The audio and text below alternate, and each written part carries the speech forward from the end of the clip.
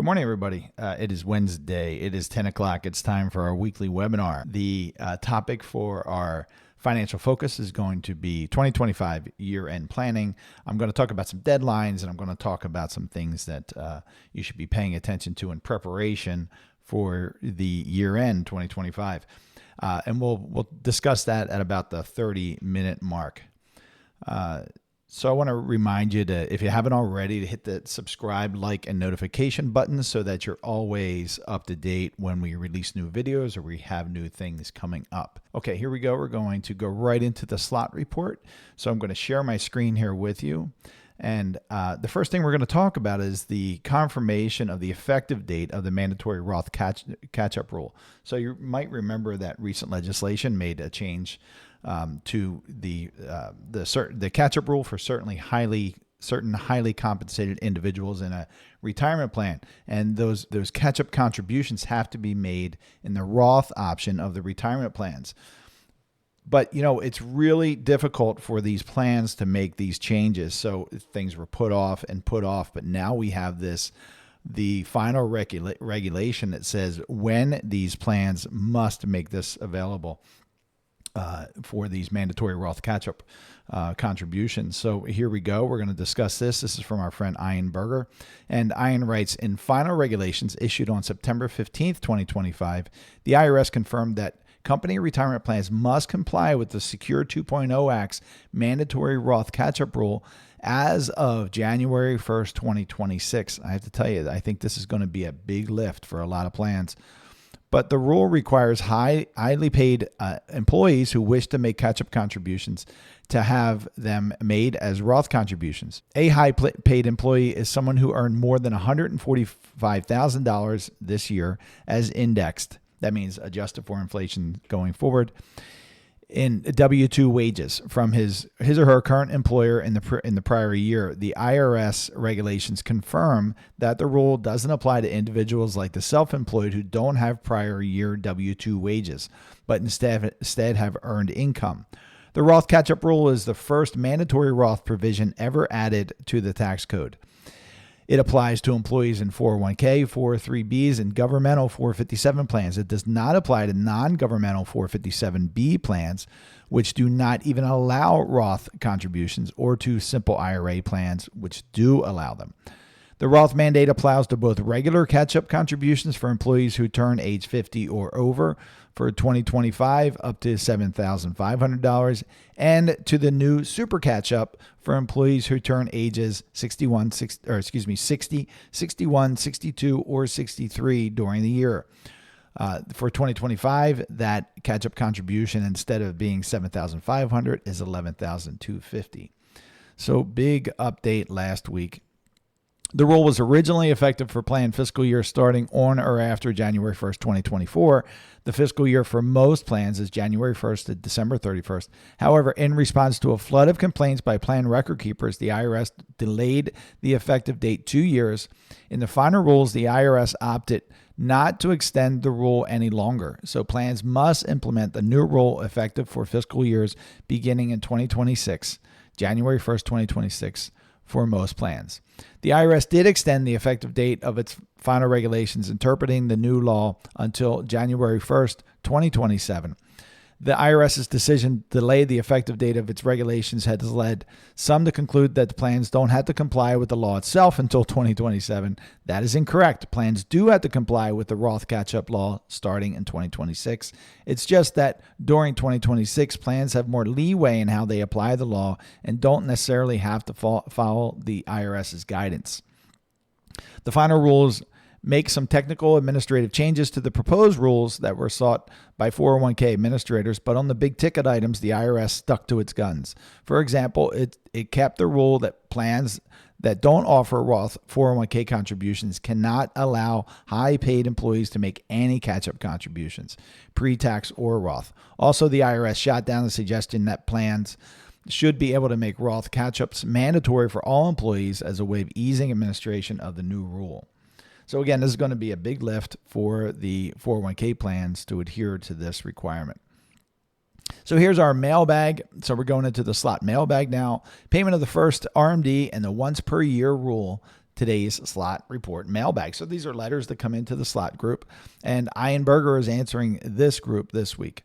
So the question is, hi, my birthday is in December 2026. When I turn 73 years old, can I take my required minimum distribution, RMD, on January 2nd, 2026, even though I'm not 73 years old then? So they're basically asking if they can take the RMD early in the year that they turn 73. So that's from Harvey. The answer is yes. Your first RMD is for 2026, the calendar year you turn age 73. That first RMD can be taken anytime during calendar year 2026, even before your 73rd birthday. It can even be delayed into 2027, but no longer than April 1st, 2027. Now, I want to say that delay is only that first year. This causes confusion with a lot of people. You can delay your first RMD until your required beginning date, which is April 1st, following the year that you right now turn 73. 73 is the age that triggers RMDs right now. If you're born after 1960, that will be age 75. But in that first year, you have until April 1st of the following year that you hit that trigger age, currently 73, to take that first distribution, but only that first year. I've heard people say, well, don't I technically have until April 1st every year? And that's not true. It's just that first year. So don't get caught up in that. The next question is, I have a client age 65 who took multiple distributions from his plan with a company where he used to work. The distributions were deposited into his bank account, and from there he put the funds in his IRA account. He says these are rollovers, but I am concerned about the once per year rollover rule. The answer is good news for your client. The once per year rollover rule does not apply to rollovers of plans to IRAs or to rollovers of IRA dollars to plans. The rule only applies to traditional IRA rollovers and Roth IRA to Roth IRA rollovers. So no problem here. Now, I want to tell you that I would want some more information about this question because it sounds to me on its face, and I think it's a good question by this advisor, being concerned about the once per year rollover rule, because he said here distributions were deposited into his bank account. So I would want to know more about that bank account, because let's be clear here. If you take now the plan should have only made the check out to an IRA account, but it's not always perfect, folks. So you got to be careful. Sometimes you get, unskilled people on the other end of that phone call who don't necessarily do things that they're supposed to do correctly. So when it says, when they say things like that, deposit into a bank account, that makes me question if in fact it went into a bank account that happens to be an IRA. Well, then that's fine. If it went into their checking account, well, that's likely going to be a rollover, and there should be some investigation here. Okay, so now we're going to go into Heather's section. So today we've got some information from our Social Security expert analyst, Heather Schreiber. And I really like this question. So let me read it to you. I have a client who will turn age 65 in July 2026 and is considering filing for Social Security benefits early. She plans to use the monthly earnings test for the remainder of 2025 and then reduce her salary in 2026 to stay under the annual earnings test. So they go on to write, if her gross pay is $54,300, but she defers $31,000 into her 401k, would only the $23,300 of taxable wages count toward the earnings limit? Signed, to defer or not to defer. So Heather writes, Dear Deferred, this is a great question. So here's somebody who's getting tricky with the rules. They're saying, well, listen, you can earn the maximum amount. Let's defer, or you can earn the same amount over the limit, but if we defer into the 401k, then that'll take care of it all. So this is, there are many times I have people come up to me during class, they write in to us, and they're trying to get tricky with things. But there are some very clear rules in most things, and Social Security is one of them. So Heather writes, this is a great question and one that comes up often when clients are weighing salary deferrals against Social Security earnings limits. Pre-tax deferrals reduce taxable income, but they do not reduce Social Security wages for purposes of the earnings test. All gross wages, I'm right here, all gross wages reported in box 3 of the W-2 count. even if they are sheltered from income tax in a 401k or other retirement plan. In your client's case, the full $54,300 would be considered earnings. This unfortunately puts her well over both the monthly and annual earnings limits if she filed for benefits in 2025. That means deferrals will not allow her to hide wages from the test. So Heather goes on to write, at $54,300 of gross wages, she is averaging $4,525 per month. So that exceeds the 2025 monthly earnings limit of $1,950 by a wide margin. Under the annual earnings test, her earnings would exceed the $23,400 limit by $30,900 because the SSA, Social Security Administration, withholds 50% of the excess upfront. That's $15,450 in this scenario. And with only 4 months left in the year, her monthly benefit would need to be more than $5,000 for her to receive even a single payment. So looking ahead, if your client manages to reduce her gross wages before any deferrals below the annual earnings limit in 2026, she can begin receiving benefits then without facing any penalties. However, if she is unable to do that, it may be more advantageous for her to wait until 2028 when she reaches her full retirement age. That's her FRA. At that time, the higher earnings test limit will apply on only income earned from January to June will be considered. Once she reaches her full retirement age in July 2028, the earnings test will no longer be applicable. So once you've crossed over your full retirement age, there is no earnings test. So I wanted to include for you, since we're talking about the earnings test, here's the definition of what the earnings test is. The Social Security earnings test temporarily reduces benefits for those under their full retirement age. For many of you, it can be 66 and 10 months. It can be 66 and 8 months. Many of us now it's age 67. So you can find out that information of when your full retirement age is by going to ssa.gov and either just looking at your birth year and seeing what that is, or you should set up your account. So set up your account at ssa.gov if you haven't already, and you can see exactly what your benefit is, your projected benefit is going to be, and what your full retirement age is, and what the different benefit payments will be at various ages. So let me start over. The Social Security earnings test temporarily reduces benefits for those under their full retirement age, or FRA, who continue to work and earn above a certain limit. For 2025, benefits are reduced by $1 for every $2 earned above a $23,400 limit for those under their full retirement age, and by $1 for every $3 earned above a higher $62,160 limit in the year they reach their full retirement age, but only for earnings before their birthday month. So you get in the year that you're going to attain your full retirement age, you get a higher limit.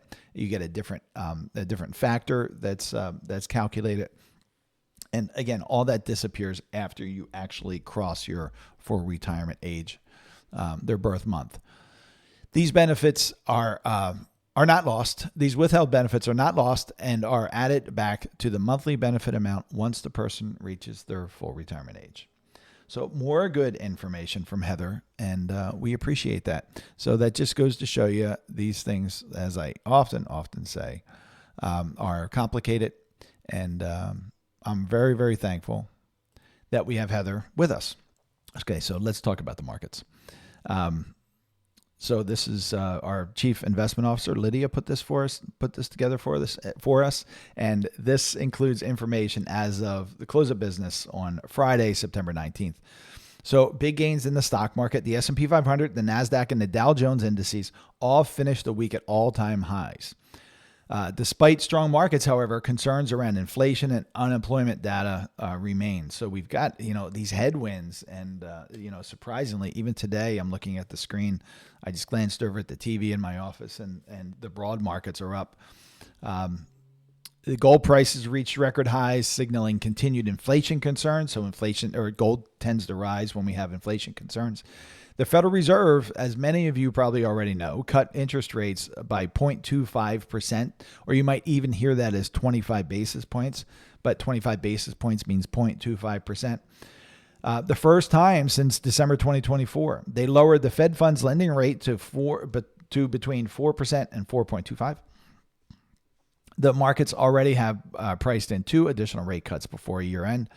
The Fed's messaging indicated that they continue to be focused on job market weakness and sticky inflation. The Mortgage Bankers Association, or MBA, reported the 30-year rate fell to 6.39% in mid-September, the lowest since October 2024, fueling a sharp rise in mortgage applications. Core retail sales came in at 0.7% above estimates and stronger than last month. And we've got some things coming in this week. So we have preliminary. What we saw yesterday was preliminary service purchasing managers or index, which is called PMI. This is a leading indicator of economic momentum. They came in at 53.9, which shows us continued growth, even though it's slightly slower than it was in August. So we'll see the final number, September number released in early October. Today, we see new home sales. Tomorrow, we have initial jobless claims, existing home sales. And Friday, we have the core personal consumption expenditures index, or PCE, and that's another major measure of inflation. So what are some of the investment firm views that we see over the past week? So Goldman Sachs raised its year-end S&P 500 target to 6,800, implying an additional 2% rise from current levels to finish out the year, and a 12-month target extended to 7,200, citing resilient corporate earnings, a dovish Fed outlook, and easing tariffs. So they're bullish. Goldman Sachs is looking forward to more growth. BlackRock Investment Institute is maintaining a risk-on stance, which means they're taking more risk in their portfolios, thinking that the markets are going to grow, reflecting support from the Fed rate cut and resilient corporate earnings again in a slow growth but non-recessionary environment. Deutsche Bank emphasized that AI-driven capital expenditure, especially by major tech firms, may be holding up U.S. growth in 2025, offsetting tariff and labor headwinds. But the big negative for the week was our Fed Reserve Chairman, Jerome Powell, said some really, really strong words. So in his speech yesterday, he pointed to a darkening economic picture, in quotes, a darkening economic picture, citing a weakening labor market, sticky inflation, and sluggish consumer activity. He described the stock market valuations as fairly highly valued and warned of potential stagflation light scenario where growth decelerates while inflation remains elevated. So these are big, big words from our Federal Reserve chair. And we saw the effect of that yesterday in the market. But again, today, surprisingly, we see a bounce back. So where were the markets as a whole last week? So they ended the week down. The Dow Jones Industrial Average ended the week up 1.1%. Year to date, positive 10.28%. The S&P 500 was up 1.25. Year to date, it's 14.37. The NASDAQ was up 2.22. The year to date is 17.79. MSCI World Index, so excluding the U.S., is up 25.27% for the year and 0.14% for the week. Emerging markets, so smaller economies throughout the country. Smaller economies throughout the world is positive 27.61. Europe, Asia, and the Far East, positive 24.90 for the year. And, this just reminds me, I had a conversation with a person who attended one of our classes just yesterday. I had a conversation yesterday. She attended the class about a few weeks ago. But she was talking about the S&P 500. Now, what I'm going to tell you is not a recommendation for allocation. This is education. But she was very strictly tied to just the S&P 500, and she was talking about exchange-traded funds. And exchange-traded funds can be a very good use of your investment dollars and a very good place potentially for those investment dollars, because if you choose the right exchange-traded funds, they're typically lower cost, and you have to pay attention to efficiency. But there's a lot of good options with these exchange-traded funds, or ETFs, as they're sometimes called. And she was touting the benefits of ETFs, which I agree with for many instances. But your situation is individualized. But it was all about the S&P 500. So I pulled up this sheet that I'm referring to right now, and I shared with her some of the some of the gains around the world. Now, again, the S&P 500 so far this year, as of Friday, is positive 14.37%, but the MSCI World Index, so the rest of the world, not including the U.S., is up 25.27%. So think about if you're solely focused in just the S&P 500, which is mostly driven by about 7 companies right now, because of how it's weighted. You can miss opportunities, and you could be taking risk that you may not be considering. So try to spread your things out potentially, globally around the world from a stock perspective, and even from a bond perspective. You have U.S. bonds, you have international bonds, you have different size of economies that you should be considering all around the world. So think about that when you're building your own asset allocation. Try not to be short-sighted or just focused in one area. We tend to have a bias, and just about every country has it, to their own country with investments, but certainly here in the U.S., we have a bias towards U.S. investing. Okay, so this is financial focus portion of our webinar. If you're just joining us, please be sure to hit the subscribe, like, and notification buttons. And today we're talking about 2025 year-end planning. So let's jump into it. I am going to share my screen here. So we are talking about 2025 year-end planning. So I'm first going to talk about deadlines. So we have important deadlines that we have to consider.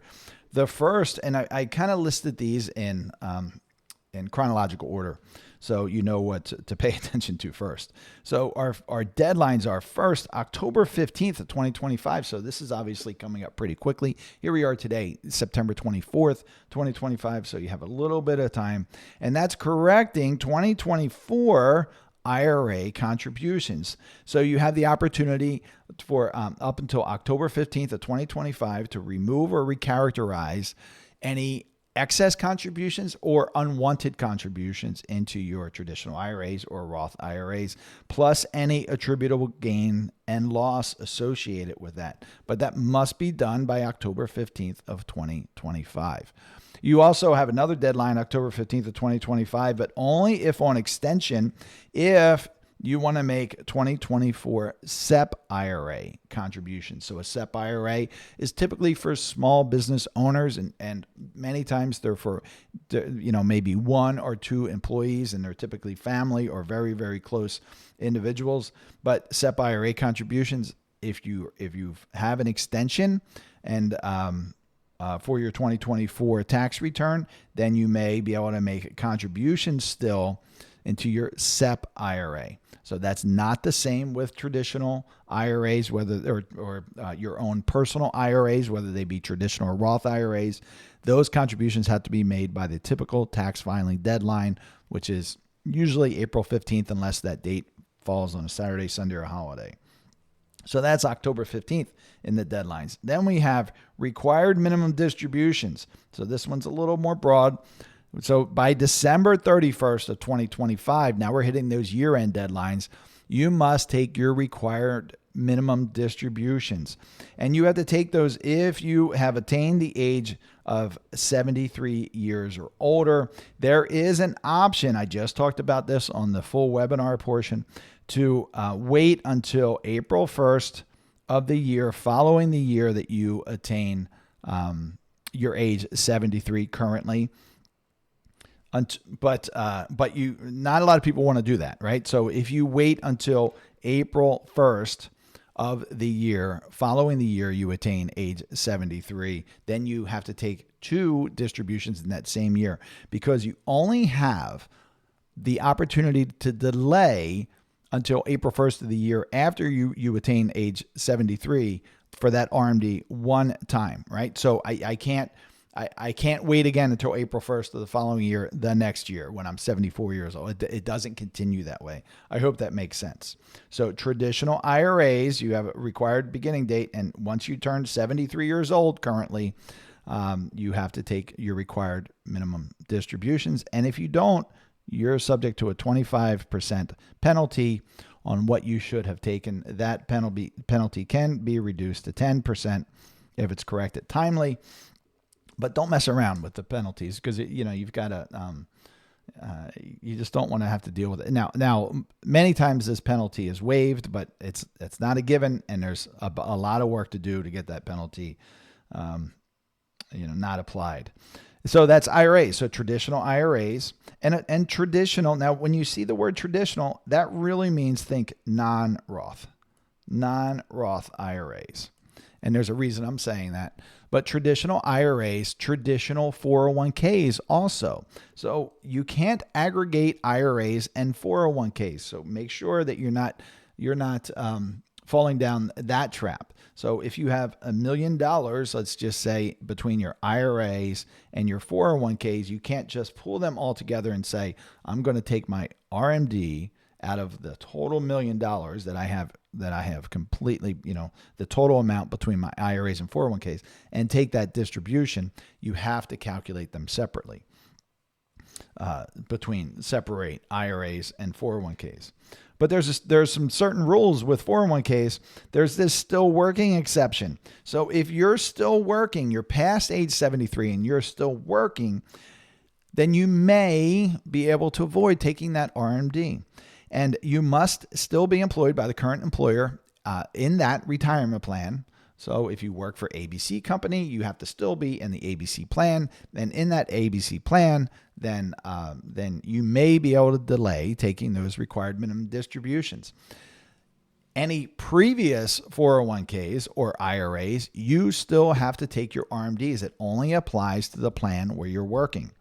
So you must still be employed by your current employer with a retirement plan, and you must be less than a 5% owner of the company. So if you're greater than a 5% owner of the company, you have to take your required minimum distributions. And then we have some inherited IRA owners must also take required minimum distributions by December 31st, 2025.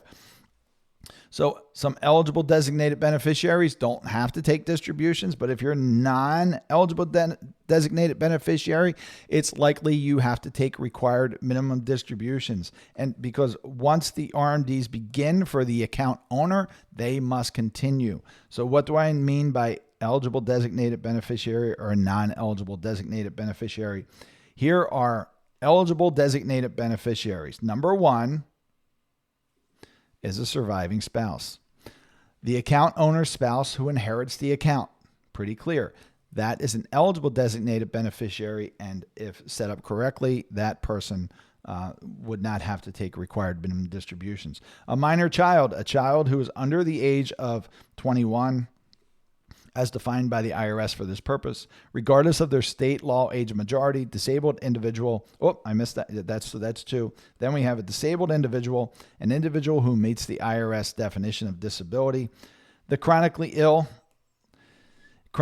individual, an individual who meets the IRS definition of being chronically ill and not more than 10 years younger than the account owner, the IRA account owner, and an individual who is not more than 10 years younger than the original account owner. All those folks are eligible designated beneficiaries and have some options to potentially avoid RMDs.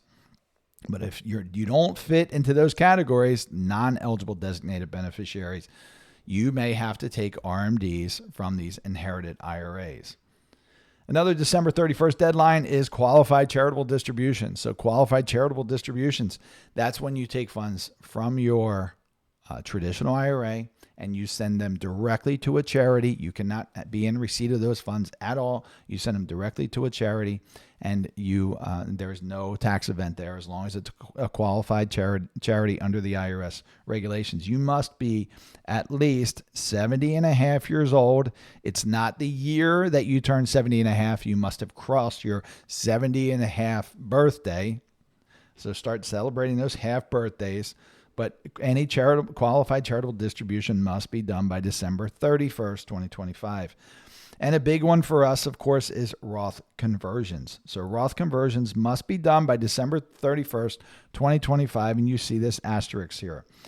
I put the asterisk there because please don't wait. Please don't wait until December 31st, 2025. Custodians have deadlines that they give us where we have to have this work done. And it's never December 31st. They'll say, well, sure, we can process it by December 31st, 2025, but it's usually on the best efforts principle. So we want to make sure those conversions are done for sure. RMDs, if you're subject to RMDs must be done first. You can't convert RMDs.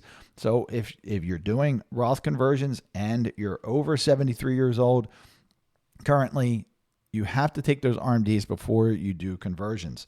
I say that because when people wait until the last minute, it's difficult to get those things done at the same time. The funds must leave your custodian no later than December 31st, 2025. So technically, you don't have to have the money contribute or redeposited into your Roth IRA, but the funds for the Roth conversion have to leave the traditional IRA custodian by December 31st, 2025. They must leave that IRA account. Best to have it all wrapped up and done by the end of the year, though. Now, considerations. So now you know some of the deadlines. Considerations for year-end planning. Well, we want to look, so we send our clients a year-end planning form. So if you're a client and you're listening, you've received that form. If you've returned it already, we really appreciate that. If you haven't already returned it, please take a minute and fill it out. It helps us get you all teed up and ready to go for the end of the year and do everything that we need to do. If you're not a client yet and you want to talk to us about that, you can reach out to us at questions@attleborowealth.com. That's questions@attleborowealth.com. You can also go to our website and request an appointment with me. If you have more than $1 million of invested assets, you can request an appointment with me. If you generally just have questions, again, you can send information into questions@attleborowealth.com. But we want to pay attention to a lot of things when we're gathering this information for year-end planning. And so here are some considerations. Well, we need to know about all income. So you should be paying attention to all income. So what does all income mean? So surprisingly, this comes up. Well, of course, wage income. So if you're still working, let's get an idea of how much you've earned so far this year and what you're projected to earn for the rest of the year and if there's any changes happening. And that includes bonuses. That includes pensions. So if you're still working, let's stay with these two for a second.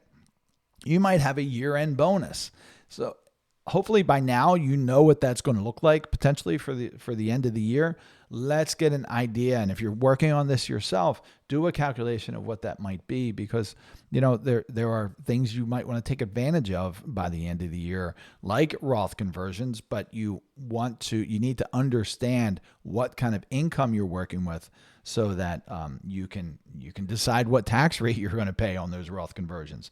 And that includes, of course, pensions. So if you receive pensions, figure out how much of that is going to increase your taxable income, right? If you received it for a short period of time, or maybe for the whole year this year, maybe you just retired in June and you just started receiving those pensions. Figure out what that calculation is and how much that's going to be for the rest of the year. Rent is included, so you might have your you might have some benefits to your rent structure. I know a lot of people, you've got costs associated with your rents. And so your net amount, you might net out zero with your rentals, or it may be a smaller amount. But this is information you've got to review, because again, depending on how you're structured, if that rent passes through to you, then that's going to be income to you. So any rents. Distributions from retirement accounts. This is one we get all the time. We'll have people say, all right, this is how much I earned. This is how much I did in pensions, or received in pensions or other income. And they'll forget to tell us about distributions from retirement accounts that maybe they don't have under our management. And they'll say, oh yeah, by the way, I distributed $50,000 to pay for X, Y, or Z. Well, that's important to know. So please include that information. And when you're doing your own evaluation, make sure you're pulling everything in. That includes, of course, annuity income and other planned distributions. So you may have things you want to get done by the end of the year, and you may have distributions from your IRA accounts or your other investment accounts. And along with that, if you have things that you want to do, you might end up with realized capital gains or losses. Even if this relates to taking money out of non-IRA accounts. So if you have significant growth in your investment accounts and you want or need to take a distribution, you might have some realized capital gains. Now, capital gains are taxed differently than ordinary income, but it still calculates into your total tax amount for the year. So you can do some good tax planning if you understand the differences and if you pay attention to what those projected gains are going to be. Now, that can change. The markets can change, so they could turn into losses by the end of the year. But we also want to pay attention to losses because losses can offset gains and we can carry forward losses. You might already have some loss carry forwards that might help your tax situation. So realize capital gains and losses. And as I said, those plan capital gains and losses. And don't wait until the last minute. So if you're a client of ours, please don't wait until the last minute. Let's make sure we get those documents in as soon as possible. If you're considering becoming a client of ours, please don't wait until the last minute. We only accept a few clients a month, and we have a lot of preparation to do. And as the end of the year gets closer, so again, this is broadcasting on September 24th, 2025. You may be listening to it, I don't know when, but as the end of the year gets closer, it gets more difficult every day for us to take care of the new folks who come in and want to get work done like Roth conversions. So almost every year we have somebody contact us in late November, early December and say, you know what? I saw you on YouTube. I attended one of your classes, or we met before 3 or 5 years ago or 6 months ago. And now we want to move forward and we want to get this done by the end of the year. And that's really, really hard, folks. So please don't wait till the last minute. We do have some room right now for the rest of the year. So if it's, you want to have a conversation about onboarding and if we're a good fit, let's have that conversation and see if we can work with you. And but please don't wait till that last minute. All right. So let me wrap up here. We went over some deadlines. We went over other considerations. And let's jump back. So I'm just going to give you some announcements. So I changed the format a little bit. We're going to have our announcements at the end of the webinar. But I hope that was helpful. We have some upcoming events. So tomorrow night we are hosting a screening of The Psychology of Retirement at the Newtown Theater, a great movie by Morgan Housel and crew.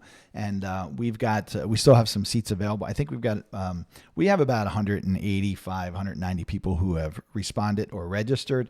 I don't expect all those folks to show up. I hope they do, and I hope people come out. But this is an education series that we're continuing. It's a great movie. If you haven't seen it already, or if you want to see it again, come on out. We'll give you some popcorn. You'll be able to watch a great movie, and I even have some books I'm going to give away because I'm listening to a great book. I may have shared it with you. The Algebra, the Algebra of Wealth, I think it's called. Scott Galloway is the author, and I just can't recommend it enough for younger people. It's very, very good. But again, tomorrow night, September 25th at 6:15, starting at 6:15, is The Psychology of Retirement at the Newtown Theater.